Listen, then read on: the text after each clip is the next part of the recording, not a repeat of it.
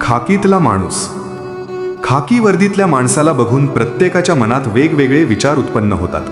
कोणते विचार उत्पन्न होतील हे परिस्थितीवर अवलंबून असतात.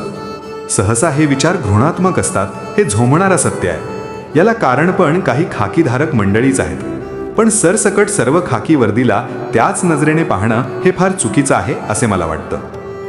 खाकी वर्दीखाली सुद्धा तुमच्या आमच्यासारखाच माणूस आहे हे आपण विसरतो. त्यालाही भावना आहेत, घर संसार आहे, हे आपण समजून घेतले पाहिजे. खाकीधारकाला वरिष्ठांच्या, राजकारणी लोकांच्या आणि जनतेच्या प्रचंड दबावाखाली ड्युटी करावी लागते. प्रसंगी भर उन्हात, भर पावसात, थंडीत त्यांना त्यांचं कर्तव्य बजावं लागतं. त्यामुळे कदाचित मानसिक ताणतणावामुळे त्यांची भाषा सामान्य माणसाला झोंबेल अशी असू शकते.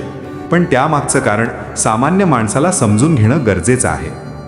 बदलापुरात झालेल्या किंबहुना संपूर्ण महाराष्ट्रात झालेल्या नगरपालिकेच्या निवडणुकीत असेल किंवा जे काही सण, रॅली, महोत्सव आपण सुरक्षित साजरे करतो ते कुणामुळे, याचा कधी आपण विचार केला आहे का?